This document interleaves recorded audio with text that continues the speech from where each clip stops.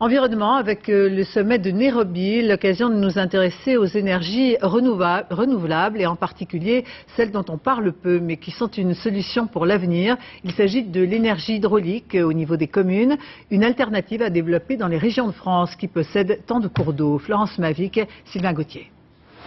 Depuis 400 ans, la roue du moulin de la Forge brasse les eaux de la Tardoire, petit affluent nonchalant de la Charente.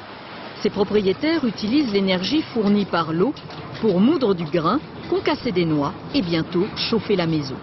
Dans ce décor hors du temps, une petite révolution se prépare à travers cette pièce métallique. Il s'agit d'une dynamo qui va permettre à partir de la roue du moulin de produire de l'électricité qui va faire tourner des convecteurs, voire aussi un chauffe-eau. Je pense que ça va réduire de moitié la note d'électricité.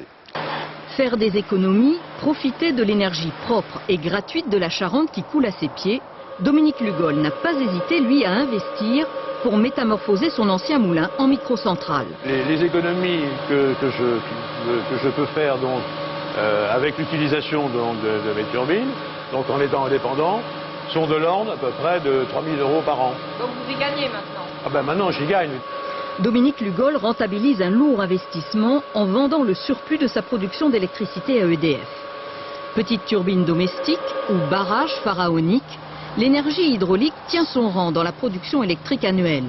Sur un total d'environ 600 milliards de kilowattheures, celle que l'on appelait autrefois la houille blanche en fournit 70 milliards. Une multitude de petites centrales sont exploitées par des sociétés privées, comme ici à Saint-Junien sur la Vienne. Qui dit énergie blanche, dit absence de combustion et donc de gaz à effet de serre. Une centrale comme celle-ci représente 800 tonnes de rejet de CO2 dans l'atmosphère en moins.